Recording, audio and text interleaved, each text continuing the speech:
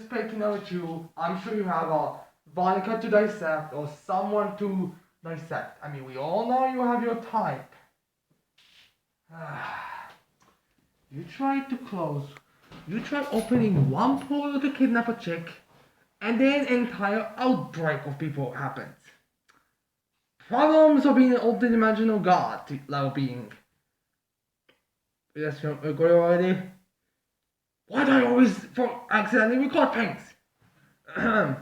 Well, hello everyone. I'm Overhaul, and today we will be reviewing Fire Force Chapter 244, Ties of Brothers, I believe, or Ties the Bomb. I'm not exactly sure. So yeah, the usual disclaimer at the beginning of my videos. I am not a kid-specific channel. Although the topics I discuss might look like they are for kids, it's very likely I will either start discussing things that are a little too mature, or just is talk about things that are too mature, or just use words that are too mature. So if you're a child, I would advise you not to watch this video. As for everyone else, let's continue. So this chapter pretty much just ends the fight between Ugar and Charon, and sets up the next fight, which is, well, I will give my thoughts on it at the end. So we start this chapter up with where with the way we left it out in the previous one, with us with seeing Shinra and Arthur argue about the knights, which means that in this chapter we will find out as to why those two had that rivalry, as to why those two scream each other, which is better, knights or heroes? And the answer is amazing. It's spectacular. I don't think anyone could have expected it. So yeah, but let's get on that in due time. So we start off with them arguing, and then Uga's like, "Hey, what the hell's up? You two were acting so nice, got along so well before," which is true. I mean, the next previous chapter it was very, well, they were acting very nice and normal to one another. And then Arthur finally is going to reveal to us why. And he says, "You see, I was taking the ball to kids die in his night speech," and Uga is confused, obviously. And Shinra explains to us this in deep knowledge, and that is, it turns out that they were taking a ball to the kids to play with, and then one of the kids asks them which was cooler, Knights or Heroes, and they start arguing. Alright, let's be real here. Has anyone actually expected the answer to be some kind of a deep philosophical question like, which is cooler? Which is better? Knights or heroes? Like, really? Was anyone expecting some kind of deep philosophy? It was definitely going to just be something like a random. In all honesty, the fact it was just a kid answering them and they just couldn't get a consensus on is probably like 10 times more reasonable of an answer than the two just like saying, "I like heroes, I like knights. Knights are better than heroes. Oh no, heroes are better than knights." So yeah, the answer is pretty honestly expected. Anyone has the expected reaction be like, "This is stupid." And also, like, that is not stupid because, yes, arguing about which is cool and nicer heroes is so. I don't even want to say mature, but so, like, important. So, yeah. Then the two have their fire and they kind of start doing the insults, like, they meant. Shinra mentions how Arthur views himself higher than anyone else, so he's a dumbass, really. Which, let's be real here, Arthur is no genius by any means. And then the dispute about with Arthur and Shinra gets to a point that Arthur actually calls Sam devil. And on the previous times where it's been more like a comedy routine, like how Arthur would be pissed at Shinra for putting food paper in a mouth of his donkey, whereas it's Maki, and then Shinra being, "Hey, you attacked me because even I did, but it was really not me. So you were in the wrong." But he's like, just your mere existence, devil, is a sin upon itself. Just like basic bickering, and yeah, this way like it's supposed to be more deep since there's a big panel with for like saying devil and then like a bit of silence.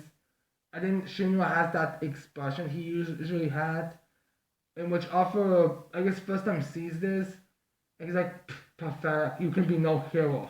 Which I guess, I'm guessing is this kind of like a mood that he kind of gets, like this kind of like a mopey mood. And Arthur just leaves. Which, yeah, I guess that would be how this would end.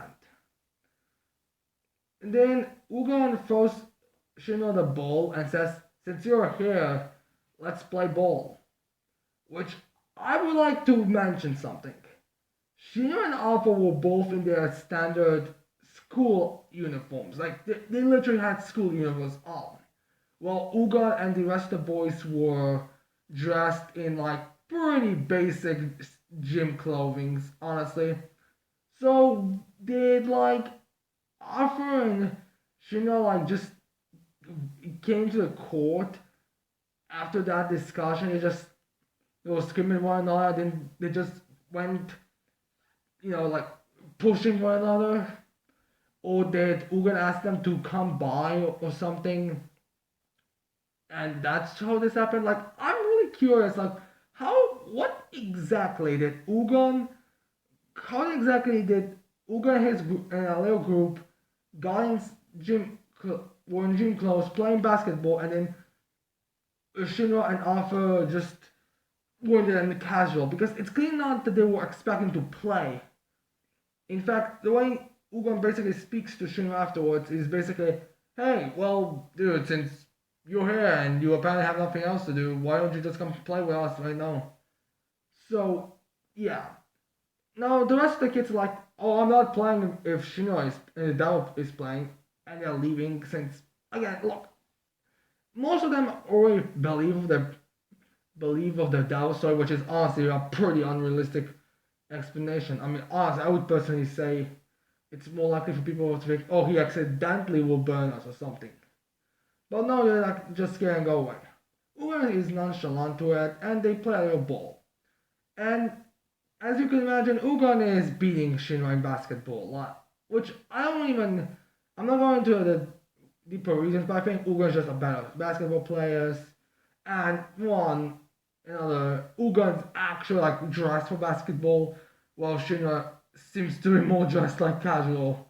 Like, this is like a guy in a business suit going again, playing against a person who's trained basketball. Like, even if the two on all that overwhelming gap, there will be a gap scene. I'm sure. I mean, I don't play basketball, so I'm not exactly sure. So yeah, Uga is beating Shinra, and Shinra's like, this is pointless. I'm helpless. I cannot defeat you.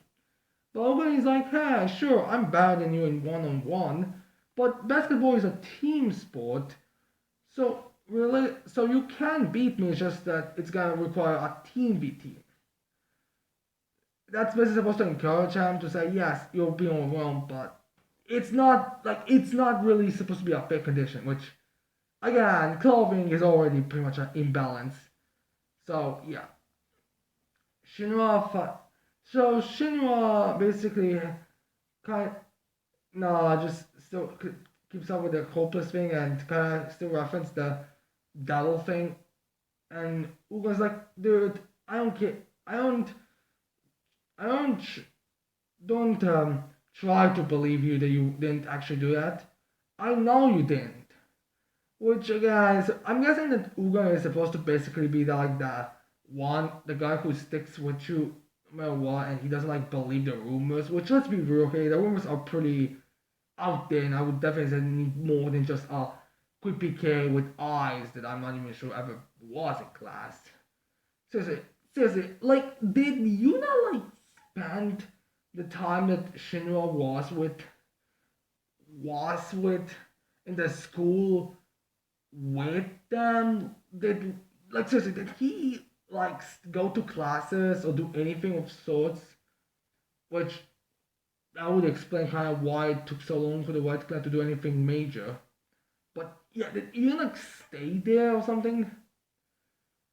But yeah, Ugan and have that classic like best friend type thing, and we have with the panel with Shina saying, "I'm hopeless," and then we come back to the present where we have John saying, "It's hopeless." Well, Uga is trying to stand up because let's be real here, John basically battling damage, if or no damage at all.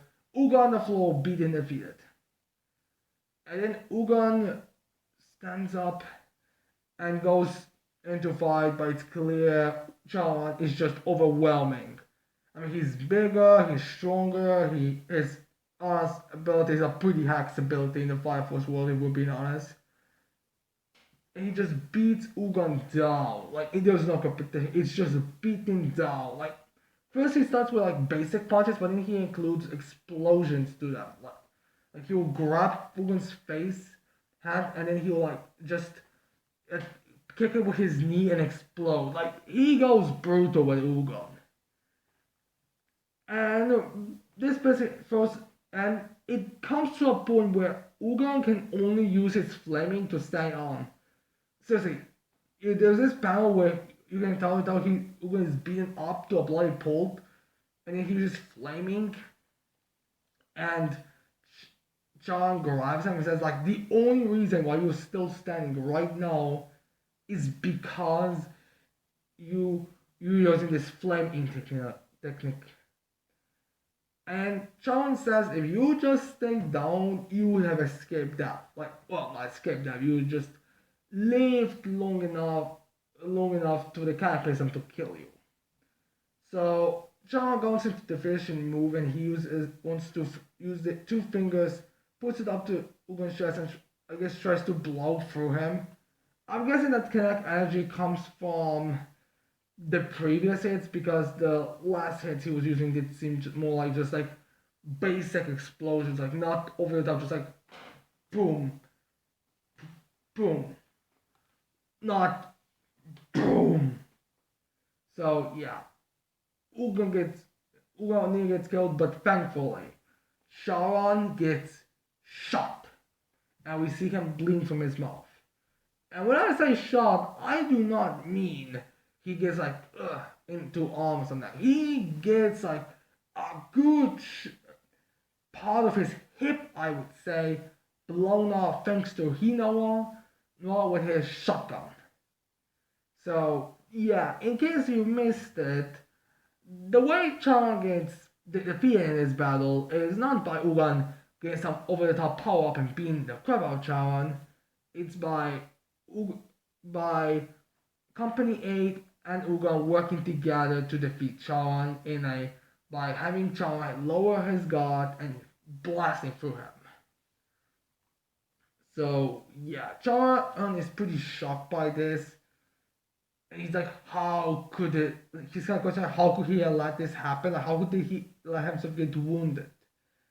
Well, Obi goes to for Ugan, and Ugan also states that a Fire Force soldier are supposed to be a team, not 1v1. What one person cannot do, the team can do. Which is, I get the message, and what honestly makes sense to how someone like Chan would be defeated. Like Chan's ability is a type of ability where you kind of have to work together with one another to beat, as we've seen with him. Every time someone went to attack, Chan would just counter normally and then use his ability. So yeah, it makes sense. Now I'm guessing that people like Benimaru and Connor would potentially be able to go past this. I mean, it's not really clear how well it would go. I'm guessing they would, but needless to say, Sean can handle a lot. But so the only way to beat him would be really for a surprise attack, which it even kind of alluded to in the previous chapter, which is that if we want to beat him, we cannot play his game, meaning no 1v1 fight. So also some people are giving smack to Chao and saying, and then people say Chao would be able to fight Kano. Again, I would like to remind you something. ca- hits like a shotgun barrel or are not really unbelievable to get people like Chan down. In fact, it's in Asakusa, I believe it was even stated that Arrow, let's remind us all, Arrow, one of the weakest characters, well, from the important characters on the more weaker side, because of, people like Shinra's Lightspeed, or Chrono, and Benimaru and all that, would be able to kill Benimaru if she got like a free chance, like throw 100, like have the luckiest day in her life. If she got hit, if she hit Benimaru with her kill arrows, he would die. And Asakusa was pretty much stated that. And how even Conroe, who I would say would know how powerful Benimaru is the most, even he pretty much stated that, yeah, if she hits him, Benimaru will die. So it's not unbelievable for Charon to be hit and then go down his knees. It's not unbelievable. It seems like characters are powerful, but if they get like a kill type attack, they will be hurt by it. So also, in case you're wondering why Hinua didn't go for a killing blow, it's because he would endanger Ugon, because hitting the hand could possibly, with his ricochet ability, could possibly go through Ugon. Honestly, I'm not even sure how Eo was able to survive that attack. Like, that seemed like something that should have been able to kill her. In fact, I believe it was even some. In fact, I believe that actually blasted her away. Now I think about it. And he says it wasn't that something like she gets hit and then like gets thrown away for a couple miles or something. Maybe Arrow should win the most invulnerable character in the series award, considering that. But yeah, John goes on his knees. Like, he's not out. Like, he's not unconscious. He's just like, ugh. I can't believe I got hit and holding the side. And then, right after we get Obi comforts Uga and says that it's alright, he did great. There's a giant explosion blasting Infernos away. And we get Ida Captor screaming, "Get away from me, you tenders!" With Arthur looking at it seriously. With Dragon appearing and saying, "All you so-called guardians, absolutely pathetic." And what this means? Arthur versus Dragon rematch. And that's literally the title of the next chapter. This is gonna be great. Now, of course, I'm not really a fan of this because I feel like Dragon vs. Arthur should have been one of the last fights. It's kind of like the Kaku vs. Zoro, or of the my of what Fire Force, and that dragon character with this whole thing with being Dragon vs. Alpha being like one of the final ones, like before, I don't know, I'm not sure who the final fights would be like. I guess the Pillars versus Evangelists. I'm not sure, but I would think that Dragon and Alpha were one of the final ones, but not the second. So I am a little bit.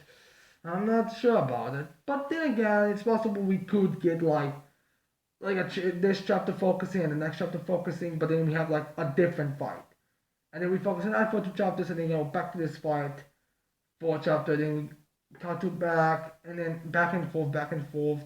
In fact, it could even be like the same chapter, just like half of the chapter is about Dragon vs. Alpha, and then the next half is about some other characters. But I feel like this is gonna be like we're gonna get like a bunch of chapters straight with Dragon versus Alpha. In fact, I wouldn't even be surprised if there's like a flashback chapter where we have Ugon and Alpha's relationship. Like, I could imagine Ugon like kind of went back to Alpha at the end of the day and asked, "Hey, what was the whole devil thing? Like, why did you?" Like, I'm sure it's something like that. That going to be, but yeah, that's what we're getting. Now, I would point. Now, I guess some of you are asking why if Dragon is the Guardian, since he said you so-called Guardians. As a fact, we know who Sumera's Guardian is. No, I do not think Dragon is a Guardian because of this chapter. I feel like Dragon is more like he's powerful, but he doesn't really work for the Guardian position. I think he's just like the physically strongest, and he kind of like views Guardians in a higher term. So him seeing Chao on his knees by one hit surprise attack, and let's be real here, Ritsu's Infernals got pretty much killed by if the first five was. In fact, I wouldn't be surprised if Ero herself, as well as Tamaki and maybe Maki, have been wiping out these Infernals left to right now. As I would honestly only say you only need Ero and Tamaki. Like I would say Giant Infernals, Ero wipes out, as well as the little ones. And for the little ones, Tamaki wipes out. Really, I think you only need those two wiping out all the Infernals to defeat Ritsu. So yeah, that's so yeah. Next chapter, I already saw the spoilers of it, and like I said, the fight looked pretty goddamn awesome. It's pretty much just gonna be a fight chapter next week, so yeah, get ready for that. Now, anyways, I hope you liked this video. I hope you're gonna leave a like, comment, and subscribe to the channel for more videos in the future. And with that said, I cannot wait to see all people next time. Bye.